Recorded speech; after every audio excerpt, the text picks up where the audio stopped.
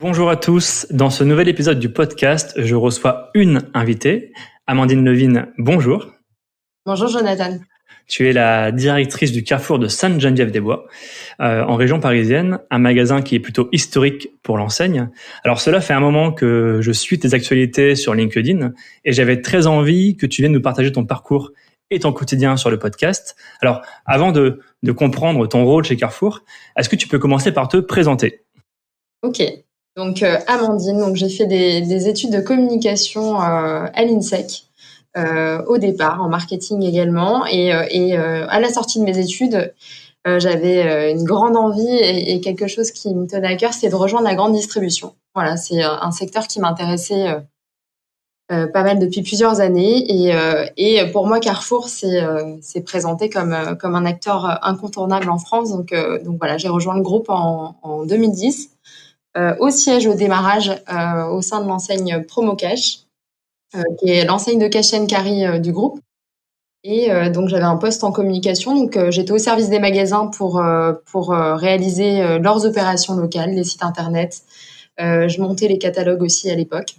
Et ça a duré pendant 4 ans et demi. Et arrivé au bout de 4 ans, je me suis dit ok, super, je suis au service des magasins, mais qu'est-ce qui s'y passe dans ces magasins ? Au siège, on a un poste qui est assez loin du magasin, même si on travaille pour eux. Donc, j'avais envie d'aller sur le terrain. Et au même moment, Carrefour a lancé un gradué de programme directeur d'hypermarché. Du coup, je me suis tout à fait reconnue dans ce projet. Et puis, je me suis lancée. Et puis, j'ai eu la chance d'être intégrée à cette première promotion. Et donc, on a une formation terrain et théorique qui s'est fait sur 4 ans à peu près.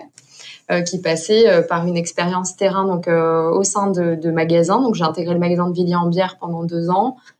J'ai fait des postes de chef de secteur sur le non alimentaire. Ensuite j'ai fait de l'alimentaire également, et j'ai fini par un poste à Belle-Épine en tant que chef de secteur en poste sur le produit frais. Et enfin j'ai eu une expérience de stagiaire directrice sur Ponto Combo, qui est un magasin Carrefour qui est assez sympa.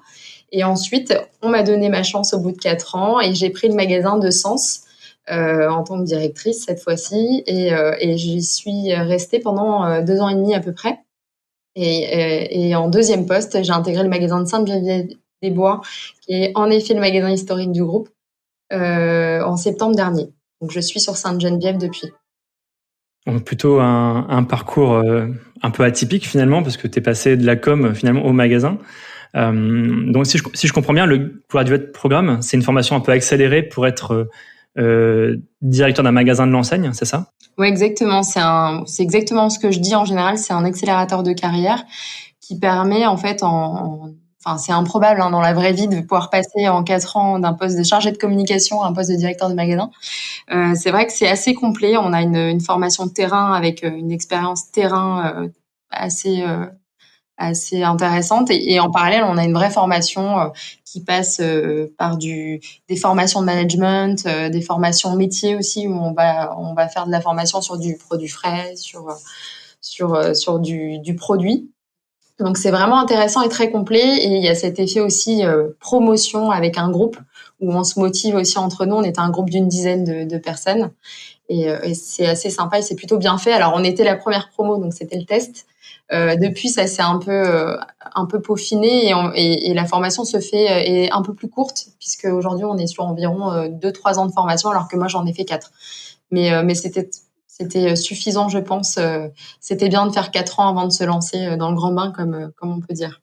Alors pourquoi que 10 dans la promotion ? La sélection, elle se fait sur quels critères ?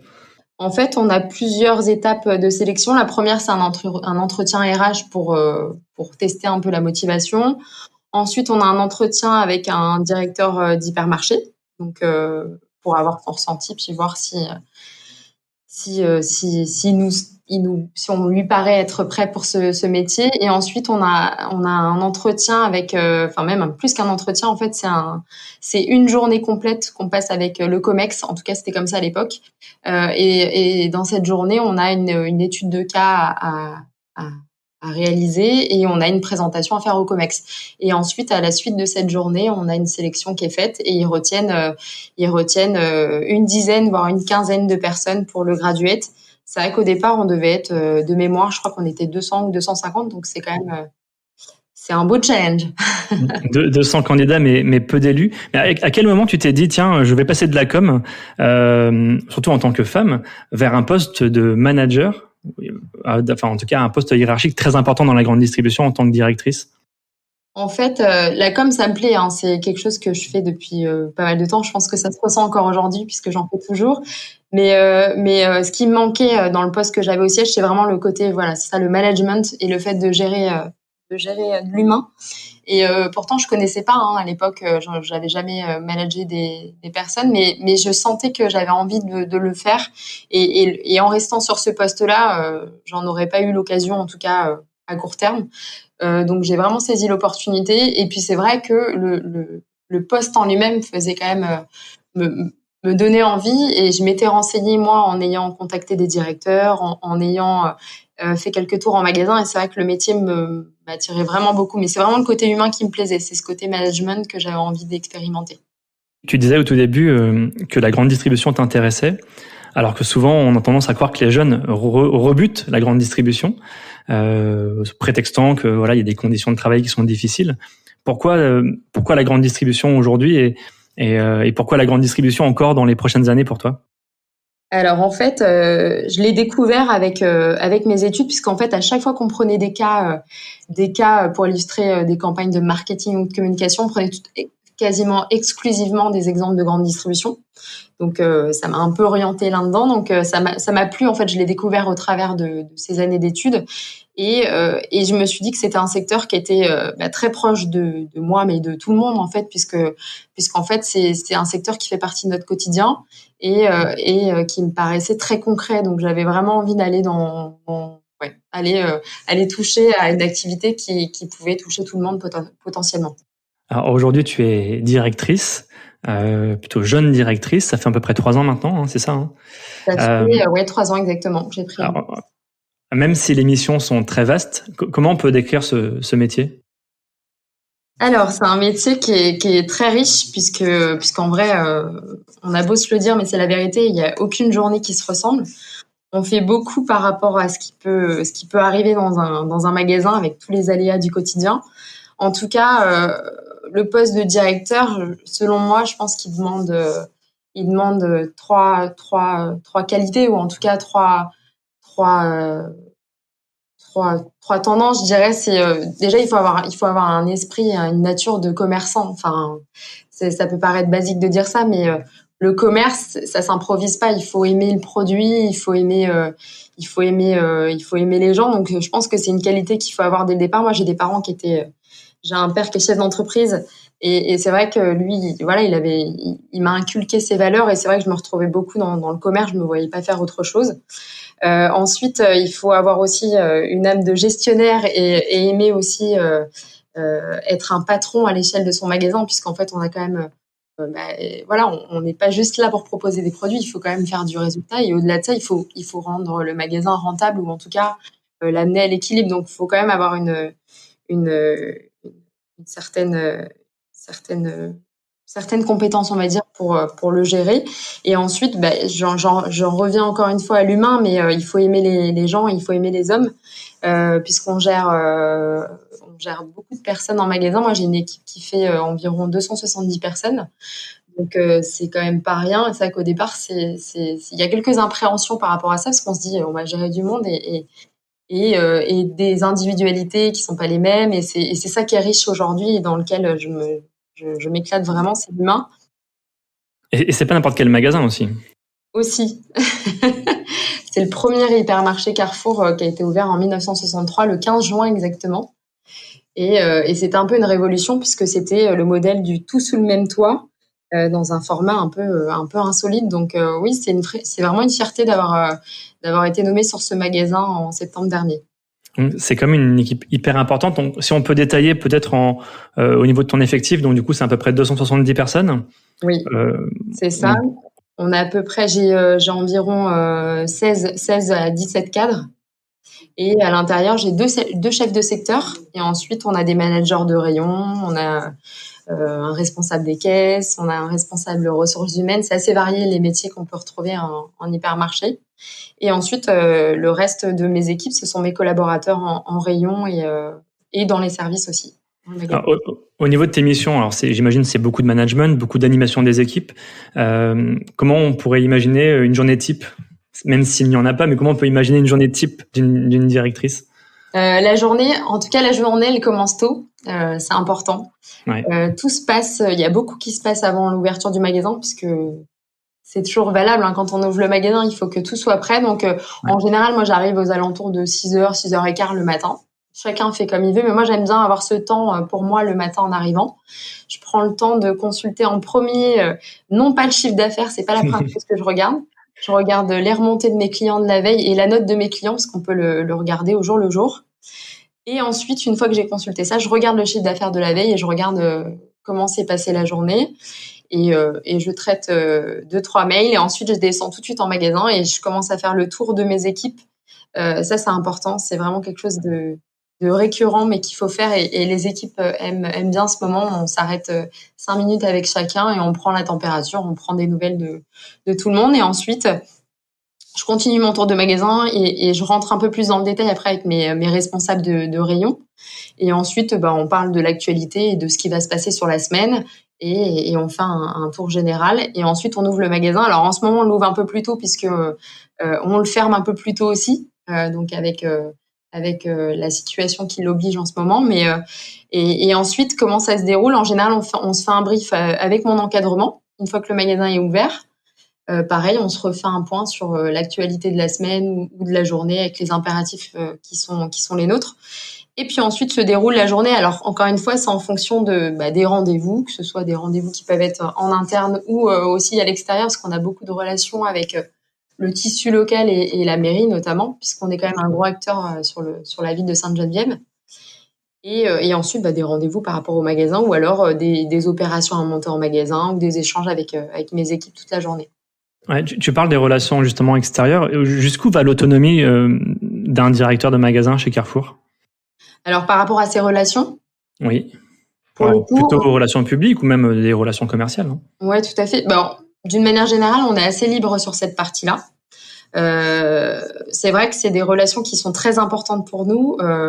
Voilà, je l'ai dit, on a un des gros acteurs dans le tissu local, mais aussi on a besoin d'être en bonne relation avec les mairies puisque bien souvent ils sont décisionnaires dans pas mal de choses qui nous entourent. Et c'est vrai qu'il faut avoir des relations qui soient les mieux possibles. Et là-dessus, on est quand même assez libre. C'est conseillé vraiment de lier et de créer du lien avec eux. Il y a les mairies, mais il y a aussi les associations locales. On a un rôle social sur la ville aussi. Donc on a pas mal d'interlocuteurs autour du magasin. Et au niveau de la stratégie commerciale, vous avez aussi une latitude avec des producteurs locaux, d'autres commerces éventuellement? Exactement. Alors oui, en effet, on a mené pas mal d'actions, surtout avec le contexte dans lequel on est depuis quelques temps. On a notamment donné la possibilité à des commerçants de pouvoir venir exposer en magasin, alors que leur commerce était fermé. Également, les producteurs locaux, ça c'est vraiment une volonté. Alors du groupe et aussi du magasin plus fortement, parce que c'est vrai qu'on est assez mobilisé sur la question. Et là, on a rentré environ une quinzaine de producteurs locaux et des producteurs en ultra local. Alors ultra local, c'est des producteurs qui sont presque aux portes du magasin. Donc ça, je trouve ça assez génial de pouvoir leur laisser une place dans notre magasin et c'est assez légitime. Et encore une fois, ça participe aussi à l'activité alentour du magasin. Ouais, le métier a changé ces dernières années, parce que même ton expérience de 3 ans, mais est-ce que tu as senti déjà une évolution avec la crise du Covid? Je pense que on avait déjà un rôle de soutien ou un rôle social aux alentours, mais c'est vrai que ça s'est accentué. En tout cas, moi, je l'ai perçu comme ça. Je me suis sentie vraiment une responsabilité en étant nous ouverts, magasin qui sommes restés ouverts quand même pendant toute la période de crise. Je me suis sentie redevable et on devait faire quelque chose par rapport aux acteurs qui nous entourent, qui eux n'ont pas eu cette chance. Je pense aux restaurateurs là qui vivent des moments pas faciles. Là, on est en train d'essayer de trouver une solution pour faire en sorte qu'ils puissent vendre leurs plats dans nos magasins. Donc c'est en perpétuel. On cherche tout le temps des idées. Moi, on échange beaucoup et il y a des idées qui naissent comme ça. Parfois, ceux qui nous contactent, c'est nous qui allons vers eux.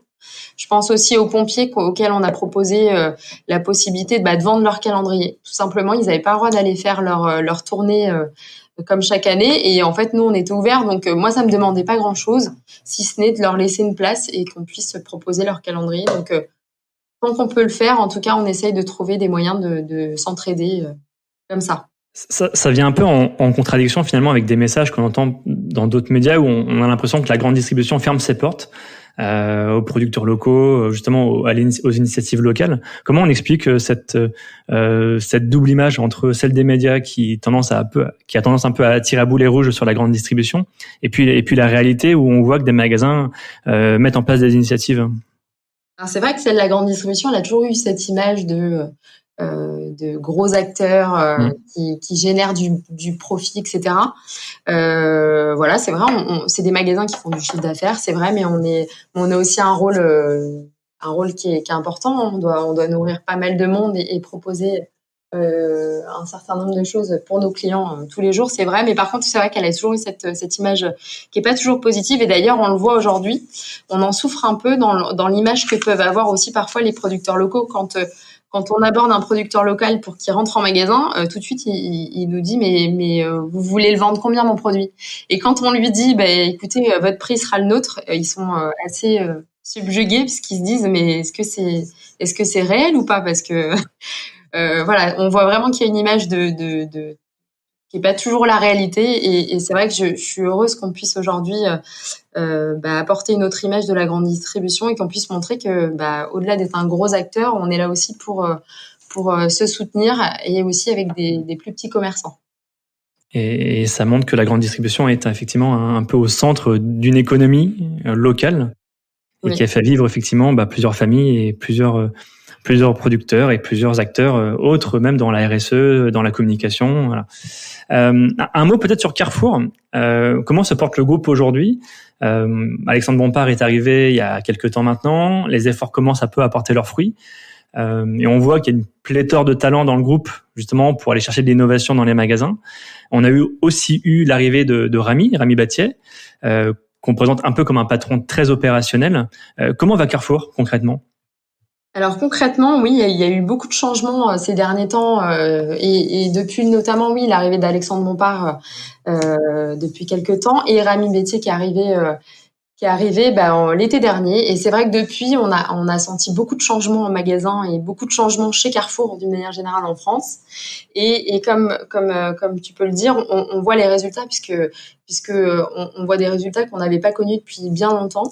Et notamment en termes de part de marché, on voit qu'on regagne du terrain et il se passe quelque chose. Donc ça, c'est plutôt une bonne nouvelle. Au niveau des magasins aussi, je pense que c'est quelque chose qui a été assez visible et qui est assez significatif aussi, c'est que on a demandé aux directeurs de s'impliquer directement vers leurs clients et de donner leur numéro de téléphone portable, d'afficher leur portrait en entrée de magasin et qu'on fasse en sorte que le client, quand il vient dans le magasin, il sait à qui il a affaire. Donc ça, c'était aussi un peu une révolution par rapport à ce qu'on pouvait connaître. Ça fonctionne, ça? Ça fonctionne, ouais, tout à fait. Tout à fait, ça fonctionne. Ça surprend encore, mais ça fonctionne. Et ce qui est drôle, c'est qu'on a même des clients qui, des fois, n'osent même pas appeler en se disant, c'est quand même le directeur. Mais je rassure, on est des personnes comme tout le monde. Et au contraire, ça nous apporte beaucoup d'avoir des remontées de nos clients. Donc, ça veut dire qu'ils ont votre ligne directe. Oui. Est-ce que vous avez une idée du nombre de personnes qui vous contactent au quotidien? Oui, complètement. Donc, en général, on doit avoir 2-3 appels par jour. Et à ça s'ajoutent des mails aussi. Ils ont notre mail direct, donc ils peuvent nous écrire des mails en direct. Donc pareil, je dois avoir 1 ou 2 mails par jour à peu près. Il y a un mot d'ordre chez Carrefour, on entend beaucoup, c'est l'expérience client, justement pour essayer de relancer les fameux hypermarchés qu'on dit en déclin. C'est quoi ta définition de l'expérience client et comment justement l'améliorer et la mesurer? Alors pour moi, l'expérience client, c'est au-delà de trouver son produit au bon prix, c'est ce que va vivre le client en arrivant dans le magasin et ce qui va faire qu'il va avoir la préférence de ce magasin. Un magasin, on pourrait dire que tous les magasins peuvent se ressembler. C'est une coque avec des rayons, etc., des produits à l'intérieur. Maintenant, qu'est-ce qui s'y passe pour que le client se dise « ça, c'est mon magasin et je vais aller dans celui-là ». Et ça se passe avec tout ce qu'on va proposer au client qui va sortir un peu de l'ordinaire et qui va faire en sorte qu'il va donner la préférence à ce magasin. Donc nous, c'est ce qu'on essaye de travailler au quotidien. On essaye de les surprendre, voilà, de faire en sorte que chaque visite va amener son lot de surprise, c'est un peu fort, mais c'est ce qu'on essaye de faire en apportant différents services. Alors, c'est le fait de pouvoir contacter en direct le directeur, de proposer un café en entrée de magasin, mettre à disposition des clients des petits caddies pour les enfants, pour faire que leur enfant il va dire ah bah non mais moi je préfère aller chez Carrefour là à cet endroit-là parce qu'ils ont des petits caddies. Ça va être des produits locaux, voilà, qui vont nous différencier de la concurrence, créer une animation en magasin qui va faire qu'il va se passer quelque chose, offrir une rose pour un événement, voilà. Et on revient à des basiques en vrai, puisqu'en fait, on voit que des fois, on va pas chercher des choses incroyables, mais pourtant, on va réussir à faire en sorte que le client se dise, tiens, il se passe quelque chose ici et c'est là que j'ai envie d'aller. Et dans cette fameuse expérience client, on a le fameux 5-5-5, confiance, service, expérience, qui est cher à Rami Battier. Je fais allusion directement au projet Top. Et il me semble que vous l'avez intégré dans vos équipes. Comment ça se passe, cette intégration et ce déploiement ? Alors, ça se passe très bien. Nous, on l'a lancé il y a 2 semaines, à peu près. Et c'est très récent. On est quasiment à 2 semaines, c'est ça, de lancement. C'est une révolution dans l'organisation et dans la mise en place. C'est vrai que c'est quelque chose qu'on n'a pas connu. Et surtout, on arrive derrière une organisation qui était en place depuis des années et des années.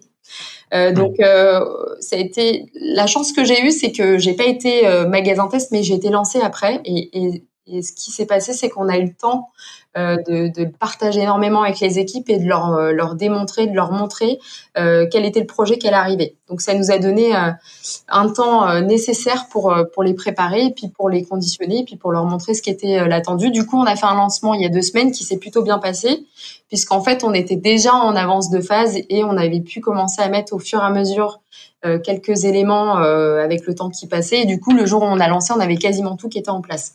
Donc pour les équipes, ça s'est plutôt relativement bien passé. C'est le projet Top, il a été prouvé et éprouvé dans d'autres pays. Donc c'est vrai que c'est la force de ce projet, c'est que c'est pas un projet qui a été créé et qu'on teste là. En fait, il a déjà fait ses preuves ailleurs. Dans l'enseigne aussi ? Oui, dans l'enseigne chez Carrefour, en fait, il a déjà été expérimenté en Espagne, en Pologne de mémoire. Donc c'est un projet qui a déjà fait ses preuves. Et c'est vrai que sur les magasins qui ont été lancés, le premier test, il a été fait cet été à Ormesson. Et il s'avère que aujourd'hui, quand on regarde les indicateurs qu'on veut travailler, aujourd'hui, ça a porté ses fruits il a un parcours client qui s'est vraiment amélioré et surtout des irritants clients qu'on essaye de travailler, notamment l'affichage prix et l'exactitude des prix entre le rayon et les caisses. Très nettement, ça s'est amélioré dans ces magasins. Et nous, on le voit déjà où on commence à avoir du mieux à ce niveau-là, puisqu'en fait, dans le projet Top, on a une équipe qui est dédiée à la gestion. Et c'est vraiment, je pense, ce qui manquait dans nos magasins, c'était de avoir une équipe qui fasse que de la gestion et qui nous assure que le client, quand il arrive en magasin, il ait son prix sur chaque produit et que le prix soit exact. Et aussi qu'on travaille les ruptures, aussi qu'on aille vraiment... Et souvent, on avait des équipes qui étaient un petit peu... qui, dans leur journée, devaient faire et du remplissage et de la gestion et en même temps, qui devaient ranger leurs réserves. Et ça, clairement, c'était beaucoup pour eux. Donc, c'est bien de l'avoir scindé en 3 équipes. Et très clairement, aujourd'hui, moi, j'ai des collaborateurs qui adhèrent complètement. Il y a eu beaucoup de réticences justement au début de ce déploiement et c'est légitime parce que c'est un changement d'organisation et presque une transformation du métier. Comment elle est perçue justement cette transformation au sein des effectifs ? Je pense que, en effet, ce qui a fait peur, c'est le changement. Quoi qu'il arrive, quand il y a des gros changements comme ça, des changements d'organisation, ça fait toujours un peu peur. Il y en a eu plusieurs dans l'entreprise, il y en a qui ont réussi, il y en a qui ont moins bien réussi. Et c'est vrai que ce qu'on voulait transmettre, c'est que c'était pas un énième projet, c'était vraiment un changement d'organisation. Et encore une fois, le côté qui a fait ses preuves était important dans l'idée. Et du coup, aujourd'hui, le fait qu'on ait des résultats rapides, ça aide à ce que ce soit mieux vécu par les collaborateurs. Et puis, ils y trouvent un intérêt aussi. Moi, j'ai des collaborateurs qui venaient en magasin à 3 heures du matin. Aujourd'hui, ils viennent à 5 heures. Et ils dorment un peu plus. C'est bête à dire, mais c'est ce qu'ils nous disent. Et au-delà de ça, il y a des choses qui ont été mises en place par l'entreprise, notamment les heures de nuit qui leur étaient payées de 3 heures à 5 heures. Elles vont leur être compensées pendant un bon moment. Donc, ça aussi, ça les a rassurés dans la mise en place. On va être sur leurs acquis, ils perdent rien. Et donc là, du coup, vous constatez déjà des moins de ruptures en rayon, bon, une hausse du chiffre d'affaires. Je pense que c'est peut-être un peu trop tôt pour le dire, mais Ouais, complètement. vous arrivez à le matérialiser, quoi. Sur la hausse de chiffre d'affaires, oui, c'est vrai que c'est un petit peu tôt. En tout cas, le repérage prix et sur le fait que les prix soient meilleurs, oui, ça commence déjà à se ressentir. Et ça, c'est quelque chose qu'on mesure tous les jours dans ce que nous remontent les clients. C'est un de nos gros irritants sur les magasins, c'est de garantir à nos clients qu'ils aient déjà un prix d'affiché en face de leur produit et que ce prix soit exact. Donc ça, c'est vraiment, oui, ça commence déjà à se ressentir même au bout de 2 semaines, sachant qu'on avait déjà commencé à avancer sur le sujet depuis un moment. Donc c'est une vraie victoire de ce côté-là. Finalement, Carrefour se recentre un peu sur le métier de commerçant. Alors, je dirais pas qu'il l'avait perdu, mais en tout cas, il essaie de le retrouver un peu plus et justement de maximiser l'expérience pour les clients en magasin. Exactement. En fait, ce qu'on se dit, c'est que là, on est reparti sur des basiques. C'est ça qu'on se dit. On parle du prix, on parle du produit, on parle de la propreté des rayons, on parle du rangement des réserves, de la baisse des stocks. On revient vraiment sur les basiques qui font que si on n'est pas bon là-dessus, ça sert à rien d'essayer de faire autre chose. Et on parlait tout à l'heure d'expérience en magasin. Avant de vouloir faire tout ce qu'on veut faire pour se différencier, il faut d'abord qu'on garantisse ces basiques. Et c'est en ça que l'arrivée de Rami Bétier a remis, entre guillemets, les pendules à l'heure en disant c'est ça d'abord. C'est ça d'abord.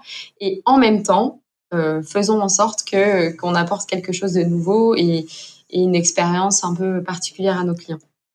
Parallèlement au magasin, parallèlement au rayon, le e-commerce a pris aussi une part très importante. Vous gérez un drive aussi au sein de Carrefour? Oui, complètement. Au sein de l'hypermarché? On a un drive dans le magasin, donc qui est rattaché au magasin, avec des livraisons par contre qui sont gérées sur une plateforme déportée. Donc oui, on a eu une explosion de l'activité du drive, surtout sur l'année 2020. Moi, j'ai mon activité qui a fait un plus 70 sur le magasin, donc c'est vrai que ça a explosé. On a une demande qui a été qu'on n'a jamais connue. Donc il a fallu accélérer, il a fallu développer cette activité assez rapidement. Et je pense qu'on a été assez réactifs. Il a fallu même pendant la période particulière où on a fermé des rayons, il a fallu proposer du non alimentaire davantage puisqu'on était surtout concentré sur de l'alimentaire. Donc c'est vrai que Carrefour se transforme et on voit que ça va vite et on voit qu'une crise comme celle qu'on a vécue, elle nous remet face à des évolutions où il faut aller encore plus vite et il faut développer ces services sans attendre parce que sinon on n'est pas à la page et on n'est pas assez réactif. On parle de 10 à 15% du chiffre d'affaires d'un hypermarché au niveau du e-commerce. C'est aussi quelque chose que vous constatez chez Carrefour? Dans nos magasins, moi sur mon magasin, c'est pas autant. Moi, ça représente pas autant. Après, moi, je fais en moyenne à peu près 200 commandes par jour. Oui. 170 à 200 commandes. C'est un petit peu moins, mais par contre, ça a nettement augmenté par rapport à avant où ça pouvait représenter vraiment une petite part. On voit bien qu'aujourd'hui, c'est un vrai levier de développement du chiffre d'affaires et puis encore une fois de satisfaction client parce qu'on vient leur apporter encore une fois une autre solution. On voit qu'il y a eu ce phénomène où les gens avaient une vraie crainte à venir en magasin à un moment donné. On se disait, il y a du monde en magasin, je préfère rester dans ma voiture et je préfère venir chercher mes courses et que ce soit fait de manière plus safe, comme on pourrait le dire. Comment tu vois le développement du commerce? Est-ce que c'est une menace ou une opportunité justement pour le magasin? Je pense que c'est vraiment complémentaire. On a quelques clients du magasin qui sont passés sur le drive, mais ils sont restés clients du magasin quand même. Après, on a énormément de nouveaux clients qui sont venus sur le drive et c'est vrai qu'on en a profité malgré l'activité intense, etc. On a essayé de les accueillir comme il fallait puisque c'était des nouveaux clients et de faire en sorte qu'on les fidélise. Et c'est vrai qu'aujourd'hui, on voit le bénéfice de tout ça puisqu'on a des clients qui reviennent et qui sont habitués à ça et certains clients, c'est le revers de la médaille, qui resteront sur le drive et qui n'iront plus en magasin. Ça peut arriver. Mais pour moi, c'est vraiment complémentaire et ça n'a pas enlevé du chiffre d'affaires au magasin. C'est venu vraiment compléter. Au contraire, justement, d'ailleurs, je pense que la grande distribution en a profité sur les deux canaux. Il y a un autre sujet sur lequel Carrefour est plutôt actif, c'est l'emploi des jeunes. Oui. Et il me semble que vous avez recruté plutôt pas mal d'alternants au sein de l'hypermarché. Pourquoi un jeune, il choisirait Carrefour aujourd'hui pour commencer sa carrière? Alors, le premier aspect pour lequel on attire les jeunes en magasin, c'est le côté horaire assez flexible et puis la possibilité d'offrir des contrats qui sont des contrats de 16 heures au démarrage. Je pense aux caisses notamment. Okay. Où moi, par exemple, sur le magasin, j'ai à peu près une vingtaine de jeunes sur les caisses et en fait, on leur permet de venir travailler en fin de semaine, en fin de journée et le week-end. Et c'est vrai que pour compléter leurs études, c'est quand même assez pratique pour eux. D'avoir ces horaires-là. Donc ça, c'est un premier élément. Ensuite, je pense que ce qui attire chez Carrefour, il y a aussi les nouveaux métiers. Moi, je sais que le drive, c'est un métier qui plaît énormément aux jeunes. Et souvent, c'est un métier qui est demandé par les jeunes quand ils viennent postuler. Donc ces nouveaux métiers attirent pas mal. Et d'ailleurs, j'ai une équipe drive qui est assez jeune. Voilà, de par la demande qui est comme ça. Et ensuite, Carrefour, ça reste quand même une entreprise qui continue de recruter malgré le contexte qui est difficile. Et cette année, on a quand même une promesse où on va recruter un certain nombre de jeunes. Et Alexandre Bompard, on a fait l'annonce avec les 15 000 jeunes qu'on va recruter sur les magasins. Et moi, sur mon magasin, par exemple, sur l'année, on va recruter 22 apprentis, en plus de la trentaine d'étudiants que j'ai déjà sur le magasin. Et c'est vrai que c'est assez inédit. Il n'y a pas beaucoup de secteurs d'activité en ce moment qui sont porteurs et qui sont plutôt en train de recruter. Donc là-dessus, je pense que c'est quelque chose où on peut répondre à la demande d'embauche. Et ils sont sur quel type de mission, justement, si on pouvait essayer de les faire rêver, justement, sur les missions potentielles en magasin? Alors, même s'il y a des tâches très opérationnelles, bien entendu, mais est-ce que vous leur proposez aussi d'autres choses et des missions parallèles? Alors, concrètement, moi, tous les jeunes qu'on va recruter, ils sont répartis sur l'ensemble du magasin. C'est hyper varié. Ça peut être des métiers sur le drive, on l'a dit. Donc, ils peuvent faire de la livraison, de la préparation de commandes. Ça peut être de l'encaissement au niveau des caisses. Ça peut être également en rayon sur les produits frais. On a recruté pas mal de jeunes sur les produits frais, que ce soit de la charcuterie, de la boucherie, du fruits et légumes, c'est varié. Et puis ensuite, des jeunes qui intègrent le magasin sur les produits de grande consommation avec le projet Top et donc qui intègrent un nouveau process. Mais pour eux, c'est le process classique puisqu'ils débarquent dans le magasin. Et non, c'est assez varié. C'est vrai qu'on a énormément de métiers chez Carrefour. Hein. Et puis on a même des contrats qui peuvent faire 2 métiers dans le même magasin. Ça arrive. J'ai des personnes en caisse qui font aussi du rayon. C'est un choix. Ils ont envie de faire 2 métiers en même temps. Donc, on divise leur temps de travail en 2 et ils sont répartis avec la moitié du temps de travail en mise en rayon et la moitié du temps de travail en encaissement en magasin. Et c'est aussi une façon pour Carrefour d'aller dénicher les futurs talents, les futurs managers. Est-ce qu'ils ont accès justement à des programmes après leur diplôme pour accélérer leur carrière comme toi tu as pu le faire? Complètement. En fait, c'est vrai que Carrefour est plutôt moteur sur les moyens de faire évoluer et dénicher des talents. Et encore une fois, avec l'arrivée de Rami Betty a été initiée une nouvelle initiative. C'est l'école des leaders, qui est une école qui a été créée au sein de Carrefour et qui permet, alors c'est assez nouveau, ce qui va la différencier par rapport à ce qu'on faisait avant, c'est que n'importe qui dans le magasin peut postuler à cette école de leader et il n'a pas besoin d'avoir l'aval de son manager ou de son directeur ou de n'importe qui. S'il a envie de postuler et s'il a envie d'évoluer, il a juste à s'inscrire à l'école des leaders. Il y a plusieurs sessions de recrutement dans l'année. Là, on en a fait une en début d'année et on va avoir les résultats au mois de mars. Et en fait, il passe un entretien avec des responsables de ressources humaines pour tester leur motivation, etc. Et n'importe qui est acteur de son évolution chez Carrefour. Et c'est vrai que les postes qui sont visés, encore une fois, pour une personne qui vient de rentrer dans l'entreprise, elle peut viser très rapidement un poste de manager et par la suite, un poste de manager peut viser un poste de chef de secteur et un poste de chef de secteur peut viser un poste de directeur. Et c'est encore une fois un accélérateur de carrière où on n'attend pas l'évolution classique qu'on pourrait connaître dans un magasin. Là, ça permet d'aller un peu plus vite. Donc, c'est pas uniquement un mythe de dire que l'ascenseur social existe encore en grande distribution. On a un peu tendance à le contredire, mais c'est encore une vérité, quoi. Alors, c'est pas un mythe et c'est vrai que cette école-là permet d'aller encore plus vite. On va dire, ça a accéléré l'évolution et ça permet encore une fois de laisser la chance à tout le monde. Quel conseil tu donnerais à un jeune qui veut se lancer en grande distribution? Ou justement, comment tu convaincrais quelqu'un qui hésite à intégrer Carrefour ou même une autre enseigne d'ailleurs? Ce que je dirais, c'est que je parlerai du contexte actuel et je dirais que dans le contexte dans lequel on a pas mal de choses qui sont incertaines. En tout cas, ce dont on est sûr, c'est qu'on a besoin de faire ses courses et qu'on a besoin de se nourrir. Et Carrefour aura toujours une utilité là-dessus. Donc c'est plutôt un secteur qui reste porteur. Et si on devait choisir aujourd'hui un métier sur lequel on veut essayer d'avoir de l'avenir, il faut aller dans ces métiers. Et la diversité de métiers chez Carrefour fait que même si on s'ennuie à un moment donné dans son métier, il suffit juste de changer. Et ça se fait assez naturellement dans l'entreprise. Et ensuite, encore une fois, il y a l'aspect où j'interdis jamais à personne. Je leur dis, j'en suis l'exemple. Vous pouvez devenir directeur de magasin, que vous soyez une femme, que vous soyez un homme, que vous ayez 18 ans ou que vous en ayez 35. Essayez, il faut y aller. En tout cas, il faut tenter sa chance. Et c'est vrai que je peux traduire avec mon parcours qu'on peut y arriver et dans un délai qui est assez raisonnable, on va dire. Contrairement à certaines années où c'était plutôt en fin de carrière qu'on était directeur de magasin. Ouais, tu parlais justement d'agir en tant que femme. Il n'y a pas forcément beaucoup de femmes qui sont directrices de magasins. Comment tu vois justement l'avenir de ces métiers? Est-ce que ça va aussi se féminiser? Alors, il y a sûrement déjà une féminisation au niveau des postes managériaux, mais au niveau des postes de direction. C'est vrai que ça se féminise de plus en plus quand même. Il y en a de plus en plus. Alors après, par exemple, sur l'Île-de-France, on doit être 4 femmes à peu près sur une 50aine de magasins. Donc ça peut paraître pas beaucoup. C'est encore faible, mais oui.